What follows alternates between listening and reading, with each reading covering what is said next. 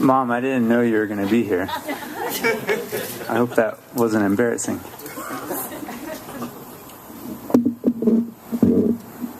All right. So I'm going to read two of these stories, and one of the stories takes place here at Stable. That'll be the second one.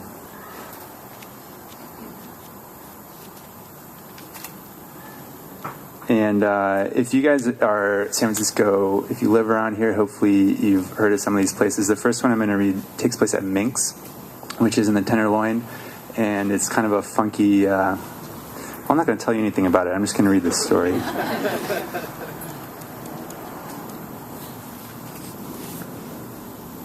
Minx. By now, our fortress of aluminum cans is formidable. Hiram is telling me how he inspired a tribute to the Oregon Trail on Achewood. On the wall, a projected movie about supermodel aliens who infect their hosts through sex reaches its finale.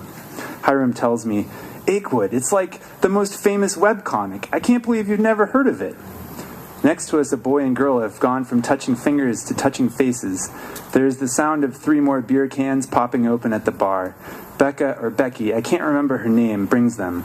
She sets them on the table and their sides glisten. She sits down. Now the girl is straddling the boy. Her short skirt is pulled up so the tops of her stockings show. I feel like she'll regret this in the morning, but maybe she won't. Maybe this is her favorite thing. They are right next to us, but I seem to be the only one who notices. Hiram tells us, I met the Achewood writer at Macworld. He told me what a weird name I had. Yeah, says Becky, because he'd already used it in the comic. When were you at Macworld? The boy might be inside the girl now. I can't tell, but I wouldn't be surprised. The beer is very cold. The can feels good in my palm. 2006, day before my 30th birthday. Next to us, the boy sits still as the girl rocks on top of him. The girl is just like one of the beautiful aliens from the movie. I want to warn the boy. But that comic was way before 2006, says Becky. It's very important that she's correct about this point. She flicks one of her black braids over her shoulder. Hiram says, I inspired it. You're transposing, she says. Then she looks at me. Tell him about transposing. The guy has his hands on the girl's ass now. Becky leans close to me. Tell him. Transposing, I say. It's like you have a memory, or you think you do, but it's not really yours, or it didn't really happen, at least not to you, but you convince yourself that it did. Hiram is offended. I fucking inspired that comic. 2006, huh? Becky has her phone out. She's tapping on the screen. The girl leans back from the boy, then gets up, pulls her skirt down. Even in the dim light, I see the dark place on the boy's neck where she's been sucking it. Ha, says Becky, reading from her phone. 2003. The character Hiram appeared in 2003, but you didn't meet the writer until 2006. The girl pulls the boy off the couch and they leave. I want to follow them. I want to be them. Not the boy, but them. Like fused alien spawn, taking over the world as one. Thanks.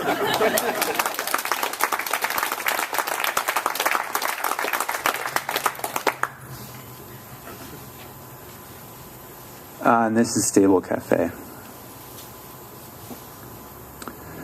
With the first hint of sweat behind his knees and at the small of his back, he arrived at the cafe a little peeved. This lunch date created a severe interruption in what had evolved into a tolerably productive morning, but he compartmentalized his annoyance and diffused it. Meeting with his sister's ex-husband's new wife could be emotionally entangling, but she was the chief creative consultant to the CFO of a darling new company of the season in social meta-network filtration architecture. If he had to endure 25 or 30 minutes of iPhone galleries of her baby's first meal, baby's first smile, and baby's first video chat, at least he would be setting up the first scaffolds for a business proposal worth millions.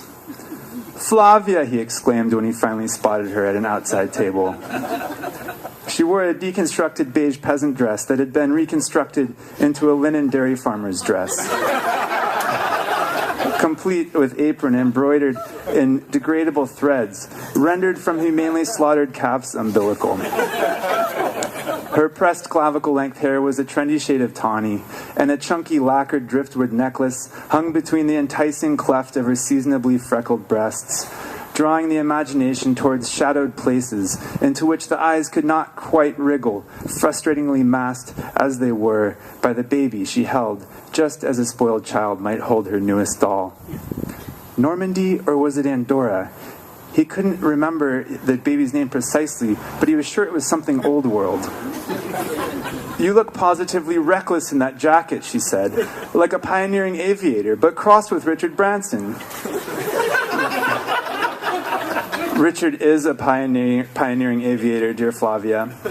A pioneering cosmonaut, to be sure. He's well beyond the prosaics of aviation. I had lunch with his director of Southern Hemisphere viral marketing last Tuesday. I should know.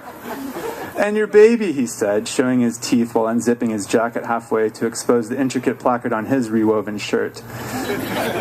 He regarded the 1-year-old in her tan arms.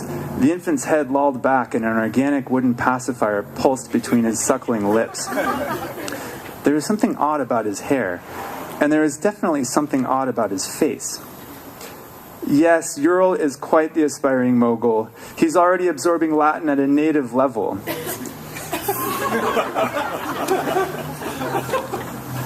And what do you think of his hair?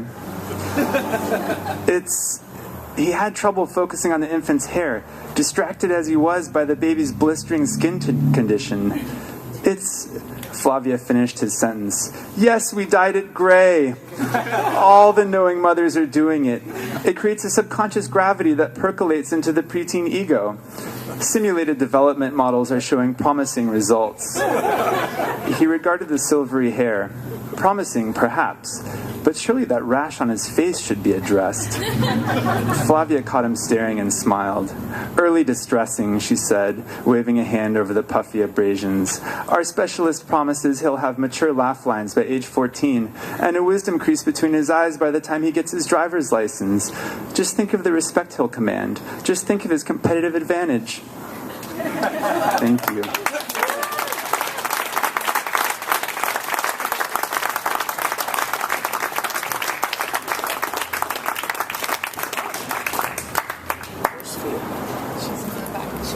Sunshine?